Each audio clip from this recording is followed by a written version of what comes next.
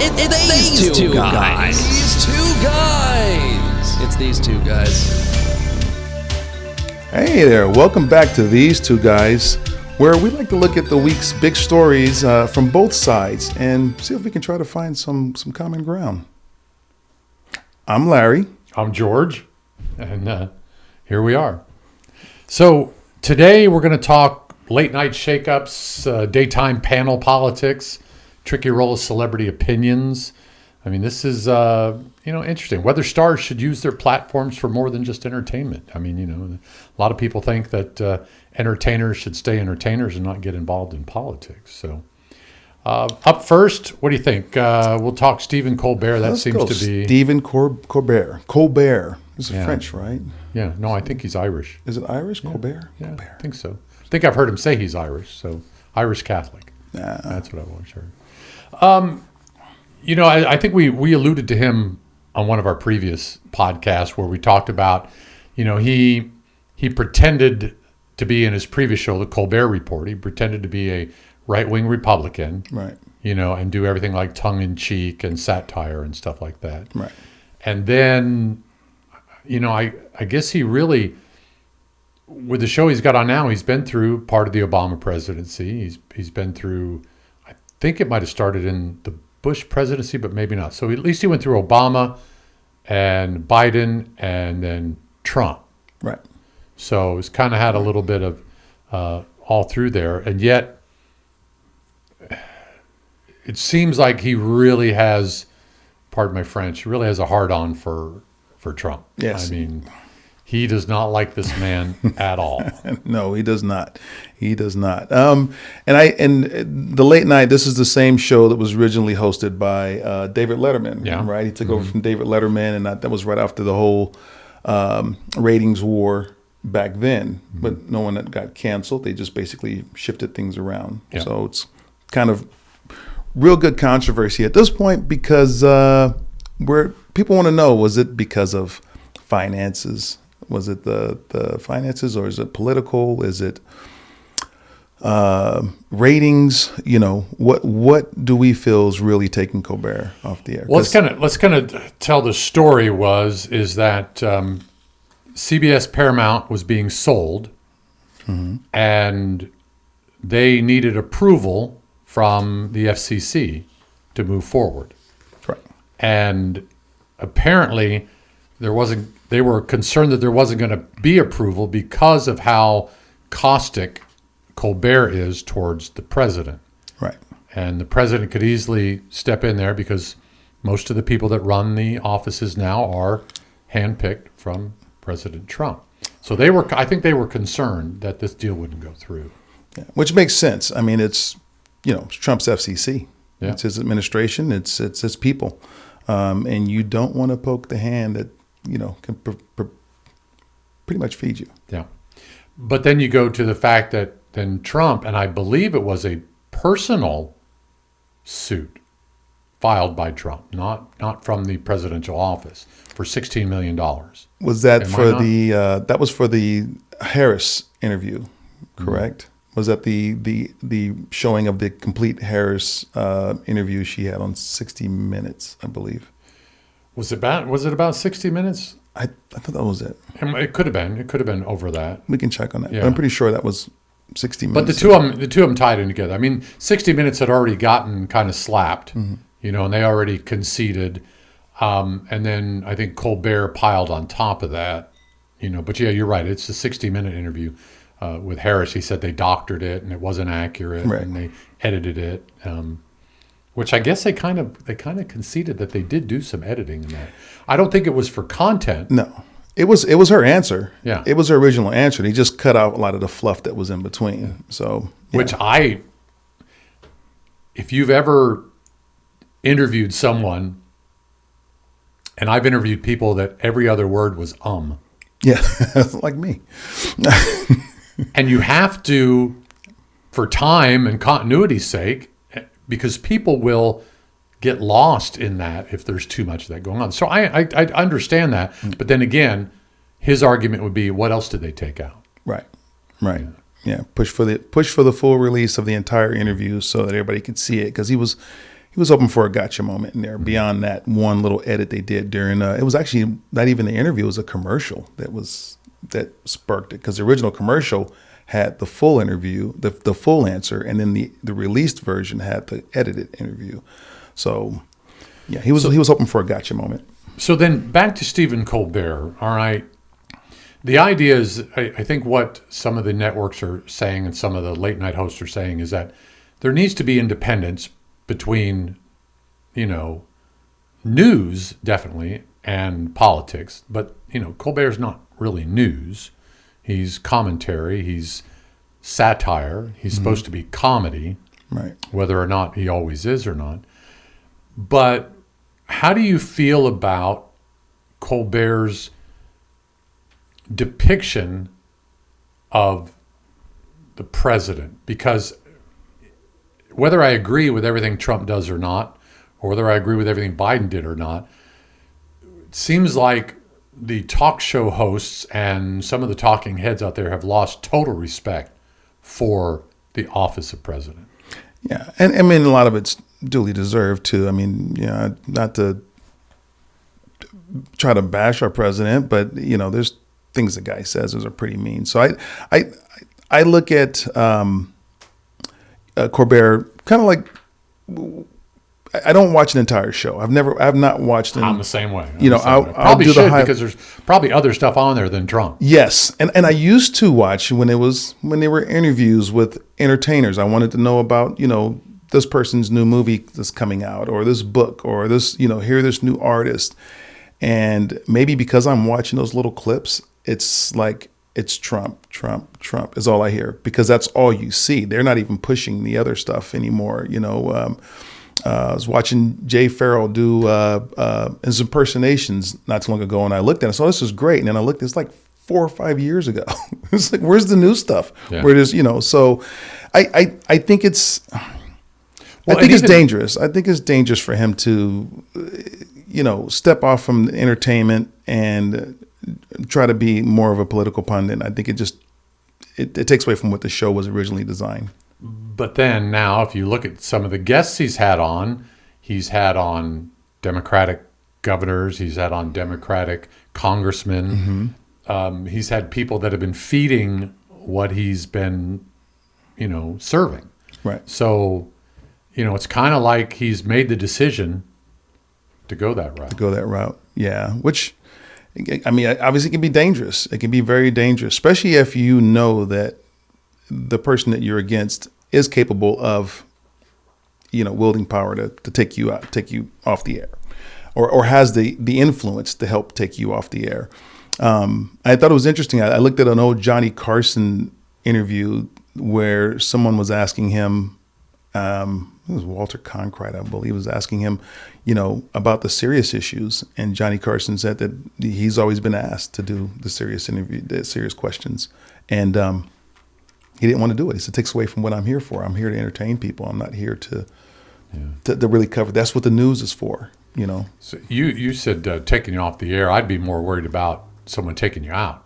Yes. Because if you think that it hasn't happened before in politics, people have disappeared before. Yeah.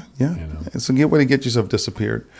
But yeah, I feel for him. I mean, he's a funny guy. He's a naturally funny guy. And when I've watched this Colbert, when he is being funny, he's got great comedic timing. He's fun to watch. Mm-hmm. But I think, like you said, and it's like sometimes you invite a Democrat on. I think if he showed bipartisanship I guess Jimmy Fallon just brought in Greg Gutfeld, mm-hmm. and there's a lot of controversy around that by him bringing him on. People are saying, oh, he folded and all this other stuff. And it's like, that's kind of like what it would have been if the greats like Johnny Carson and stuff was here today and they had to do it. They would probably bring on a Republican, bring on a Democrat, bring on an independent, and ask them questions as opposed to just getting on and then just start hammering, Well, this is kind of off the topic there, but recently, your favorite person in politics has been on quite a lot. He was on, I can't think of that guy's name now. He's a former Navy SEAL. He's been on his podcast. Bill Maher had Governor Newsom on this last week or so. Mm-hmm. sounds like he's making a pitch for the White House. Newsom? Yeah. Oh, well, we knew that. I think I used to say that when I lived in California. I always felt that at some point he was going to. When he was mayor, San Francisco, I was like looking at this guy and I'm like, he's got aspirations. He's gonna run for a president someday.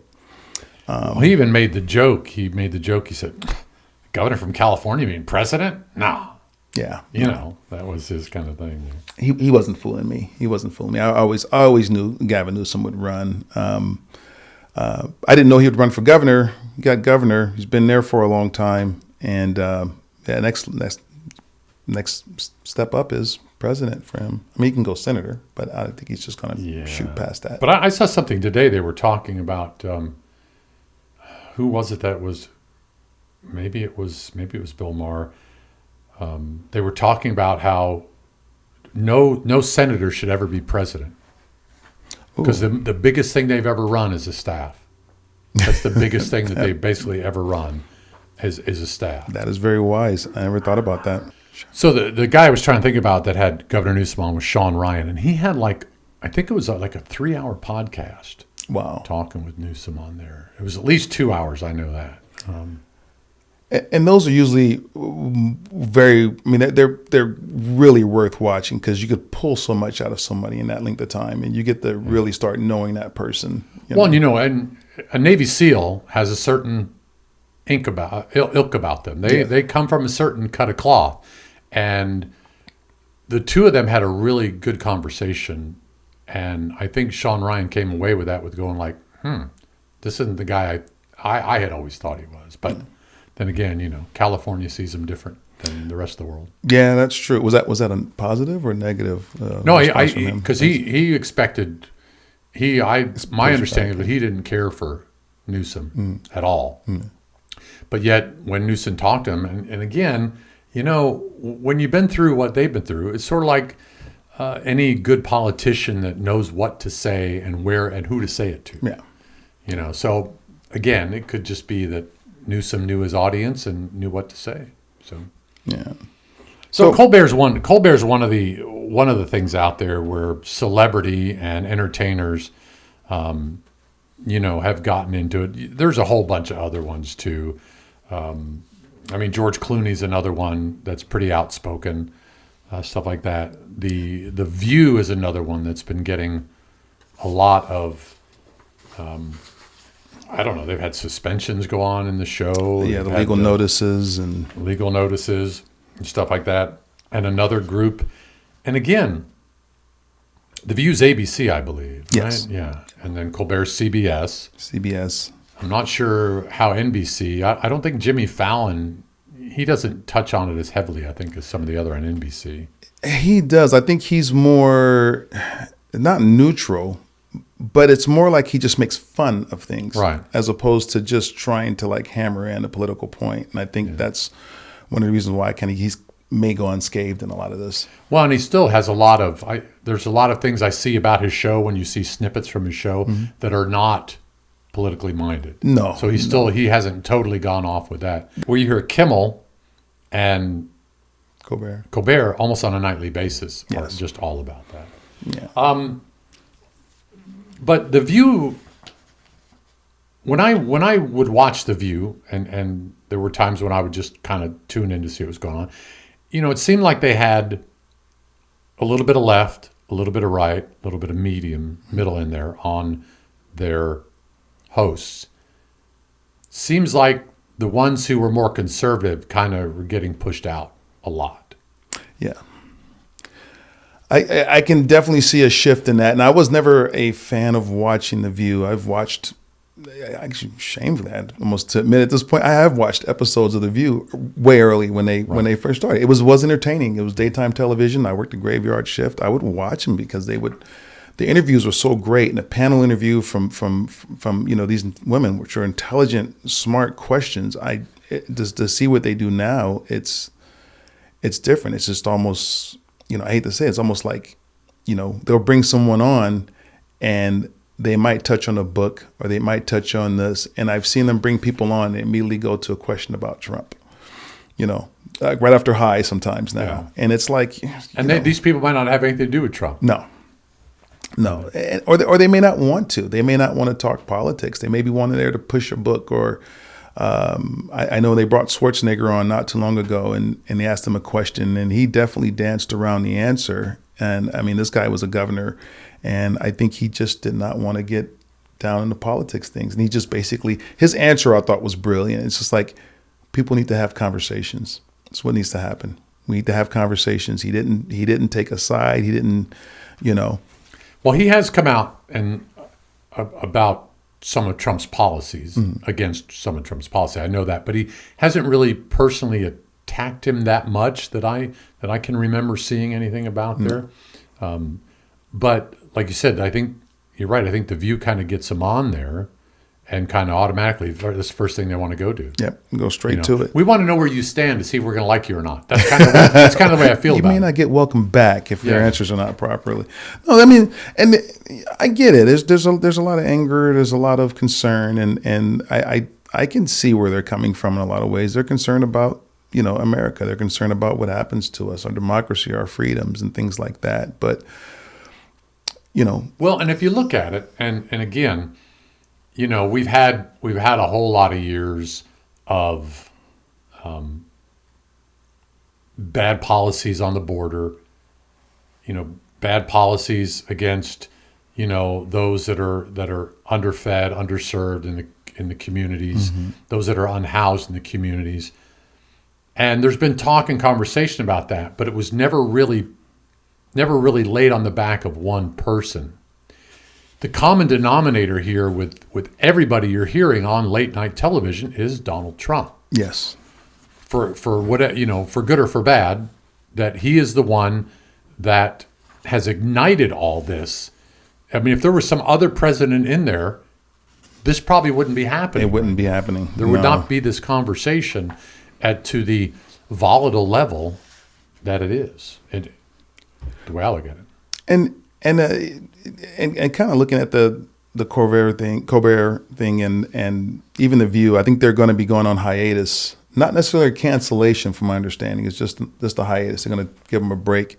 Now, I know that there was conversation, and it probably depends on what side of the media you're watching, where this was reported. Supposedly there was like something hand down to them from ABC telling them they have to lay off of Trump a little bit, like start being more bipartisan, or start, bringing in different guests and stop, with the politics, or lighten up a little bit. And from what I understand, that kind of didn't happen. Well, it's sort of like when you have a boss and the boss gives you directions and you don't do it. The next step is suspension, maybe termination. All these companies have to make money, or they don't stay on the air. Right. That's why I spend most of my time on Amazon, Netflix, and Hulu. Well, not even Hulu anymore. Amazon and Netflix, because I watch the movies I want to watch. I see the things I want to see. I don't have to listen to the things I don't want to see. Yep. You pick and choose what you want. Yeah, I mean, there was some conversations with Whoopi Goldberg, and I guess some comments that she had made that were kind of edgy or off-putting?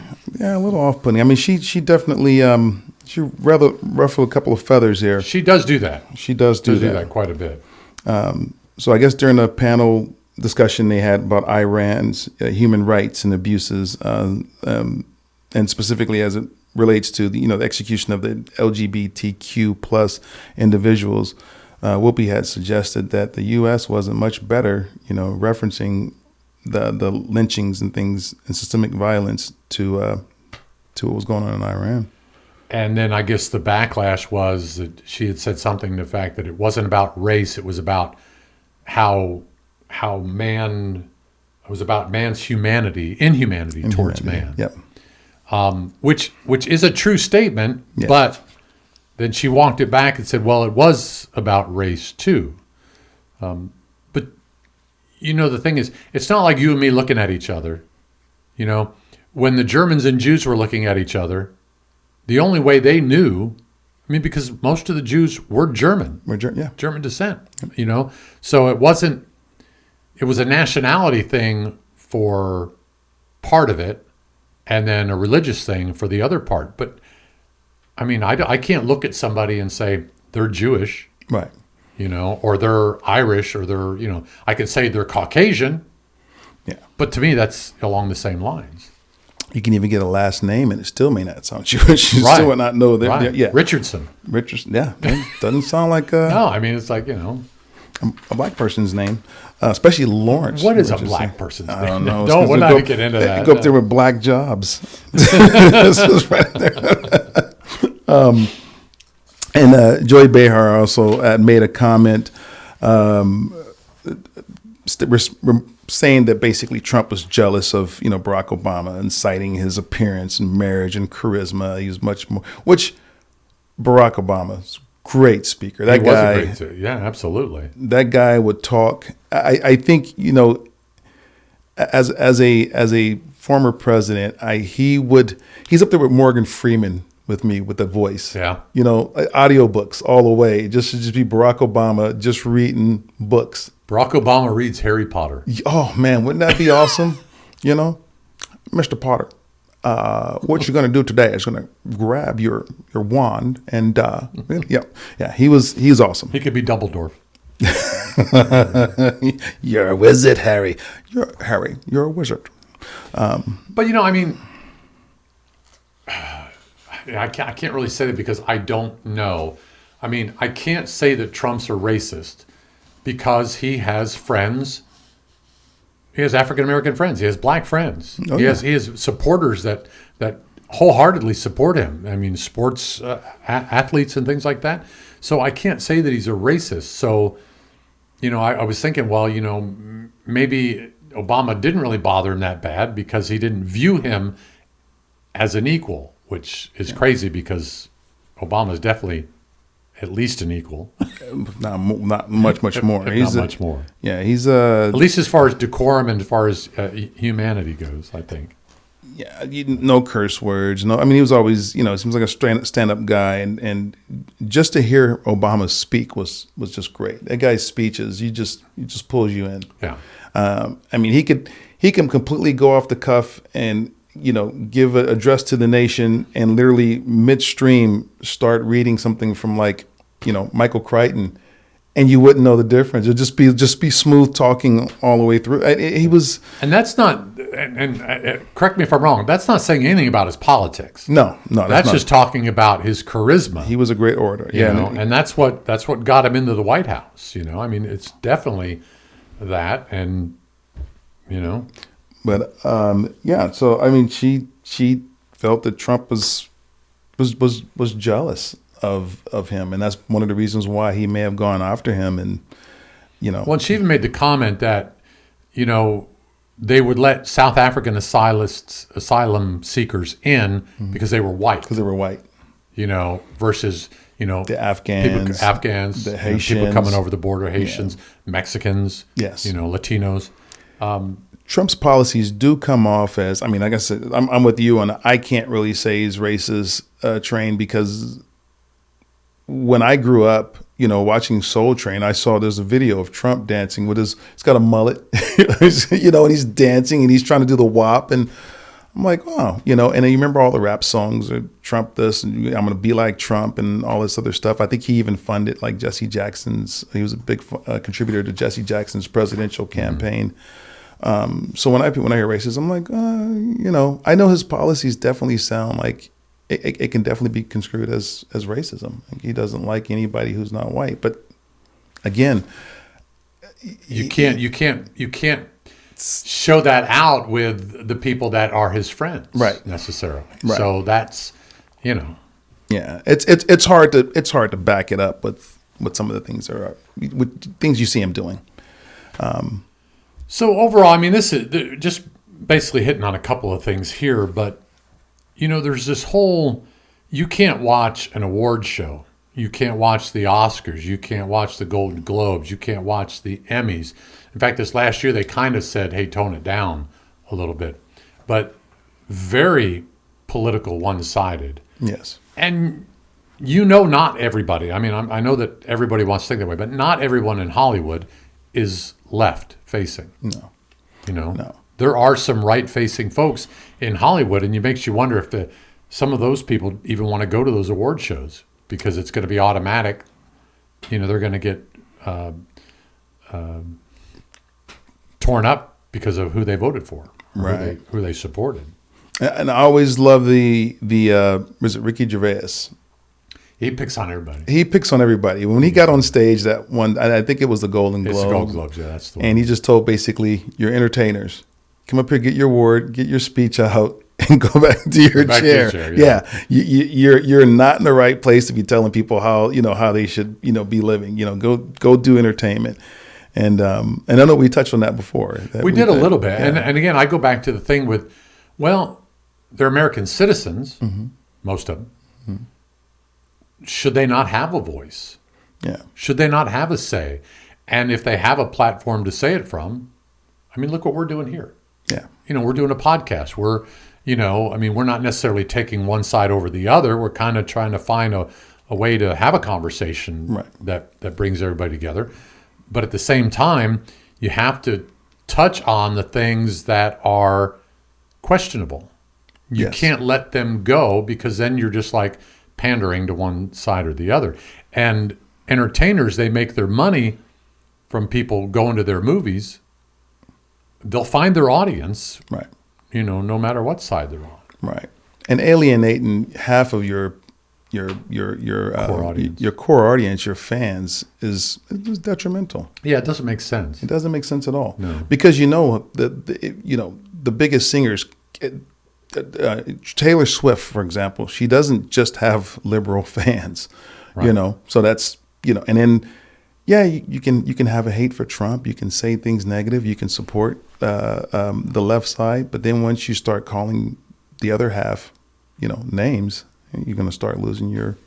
Yeah, but when you have $1 billion, You don't care. yeah, that's what I'm thinking. You Yeah. get to a point where, you can say whatever you want because it's not really going to affect your bottom line.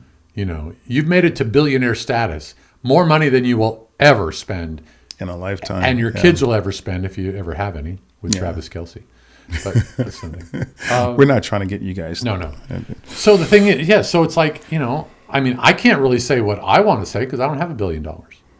No, neither do I. As a matter of fact, I'm probably going to borrow some money from you later on. Okay, well, I didn't know that was No, you just you have a voice, have a platform, speak your mind, but it shouldn't be like dump and run, mic drop moments. People should be able to have conversations, and that's one of the things with these shows is they're just speaking, and there's really no conversation. I've never seen someone raise their hand and Colbert or Kimmel or Gutfeld and ask a question, a real question. Yeah. Everything is either staged or it's written, it's scripted out, and it can be as one-sided as they want it to be. But there's no conversation really. And until you get both sides at the same table, you're never going to have resolution. No. You're never going to have resolution.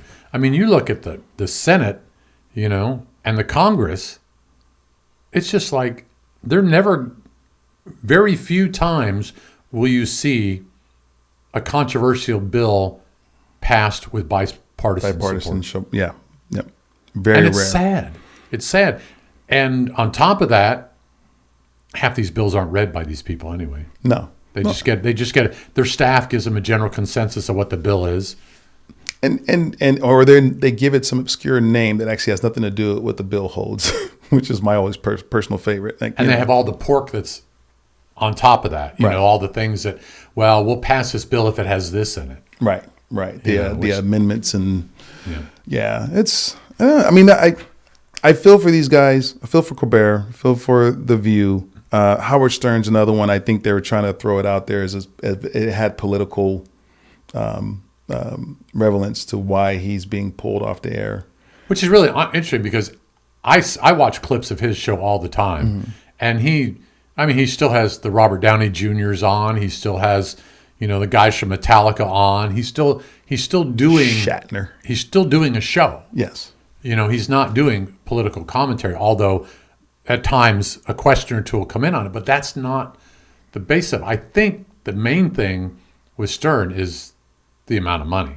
I think that's truly a financial thing. Yeah, $100 million. And he was getting that almost from the start, right? Like, I think that contract was a 20-year contract. I think it was exactly the same amount every year. So you figure $100 million a year for the last 20 years. Why are we not seeing him on Forbes? I don't know. Maybe because he spends his money. I don't know. It wouldn't make sense. Well, I don't. I think we probably exhausted this as much as we can. I don't want to beat it into the ground because it's just one of those things where it's like these. I still don't have an answer. Do these entertainers, do they have a right to have a side? Yeah, I mean, definitely do. I just don't think it. Well, can't say I don't think it should be on that platform. Is it an entertaining show or is it a news show? Or is it that it's too much of it? I think it's too much. Maybe maybe having a state your opinion, state what you believe, and then move on. Right. I watched a few episodes of Gutfeld, just kind of see how different they are between the two. And Gutfeld just makes fun of everybody. I don't know if you ever watched Greg Gutfeld. Mm-hmm. He just makes fun of everybody, and yeah, he can get. I mean, it's always one sided too. It's all conservative, humor. They poke fun at other Fox contributors and other Fox anchors and stuff. He just nobody's off limits for. I've seen a couple small snippets, but not that much of it. I'll have to check it out. Yeah, and it's odd to see that his viewership is basically higher than almost everybody else's on that late night panel. Kimmel, Colbert, Fallon, and he's coming up in the rankings. But from what I've seen, and I've never watched in a complete episode where he's just really ripping into like Biden or something like that, because he does that. He's definitely coming at it from a conservative side, but it's just like he's just making fun of them. He's not saying this guy's a threat or this guy's going to do this or this guy's going to destroy that or this guy. And I the humor seems a little different to me. And he's probably learning from all the things he's seen that went wrong. I think so. Because his viewership has changed from last year. I mean, he definitely did a complete flip. And I've never watched Colbert at all from last year, but just recently started watching him when all the rating wars and the whole Colbert and things started. And like, yeah, I mean, he's kind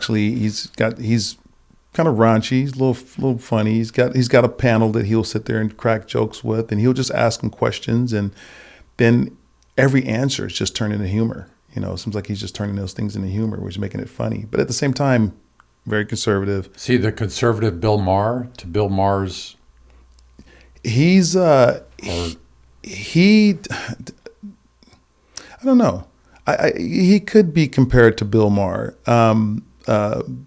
Bill Maher's a little bit more laid back, when he's talking. When Gutfeld's a little more in your face. He's a little more in your face. It's a stand-up. It's like a stand-up comedy show or like a roast, if you will. Like a roast. Okay. It's almost like watching a roast. Everybody gets roasted, and his guests he roasts. Even on the introduction, he roasts these guys or girls or whoever's on the panel.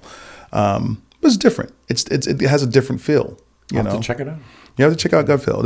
He's very funny. He's got some jokes that don't land. He even has like a segment to where the jokes that he don't use is called Greg's Leftovers, and the refrigerator opens up, the animation refrigerator opens up, and he's telling these jokes that either he couldn't tell or he was not supposed to tell. And I think that's just for like YouTube, for the YouTube channel. I don't think they do that on Fox. But it's interesting. Have a voice. If your category is late night entertainment, it should be late night entertainment. I agree. Or morning, same as well. Well, thanks for staying. Thanks for tuning in to these two guys.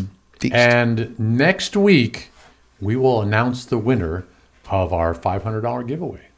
So $500, smackaroos. So have a great week, and we'll find a great topic for next time. I'm George Henry, and I am Larry Richardson. Peace. Peace out. It's these two guys. These two guys. It's these two guys.